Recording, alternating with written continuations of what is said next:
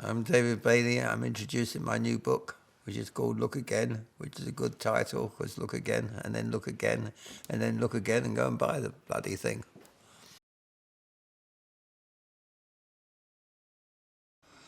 I don't know, this is the first biography I've ever done. Probably the last. It's taken me 83 years to get to this stage in my life. I thought it was about time I committed myself. James Fox wrote it. He's a very good writer. He's got my voice. They like to say in publishing, did you get the voice? Well, I think he got my voice. So thank you, James. I don't think photography's changed. I think people's attitude to the camera's changed. People are much more used to the camera now. Years ago when I started, if you said you're going to photograph somebody, they'd put on their best clothes and have their hair combed and they'd have a brush down because it was an event to have your picture taken. Now it's just something that happens every day. I mean, every day someone's photographing something with an iPhone. So I think the thing that's changed photography more than anything is the iPhone.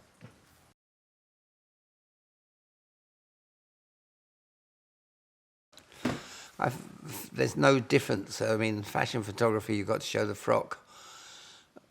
That's about it, really. And it all depends. If the model's happy in a dress, if she's making the model happy, really. If the model's happy, then she looks good in it. And if she looks good in it, you've succeeded as...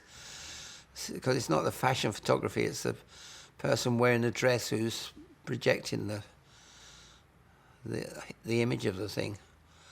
So I think the thing is to make the person who you're photographing like what he's wearing as a fashion picture. As a portrait, it's more complicated. It's up to you to get the moment. I think in the end, it's more which picture you choose. So I think you need to be selective as a photographer and choose the right moment.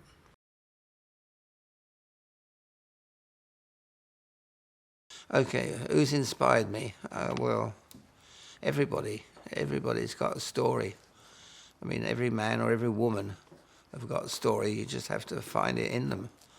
But they're all got something to say. So every time you photograph somebody, whether it's a genius like Einstein or the tramp on the corner, they're both equally important, and they both have a story to tell, and they both have an interesting story to tell if you're prepared to take the time and find it.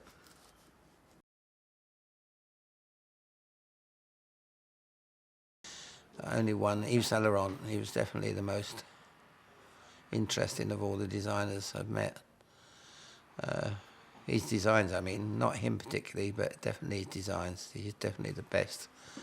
I think he had the biggest influence on fashion than anybody besides probably editors at Vogue, Diana Vreeland and such, Grace Collington.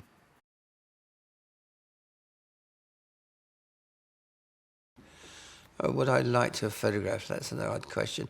I'd like to photograph Che Guevara. I'd like to have photographed Marilyn Monroe. I'd like to have photographed Julius Caesar, actually. But they were all before my time in a way.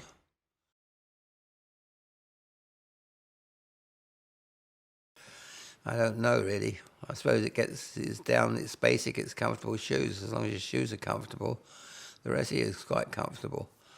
So, comfortable shoes.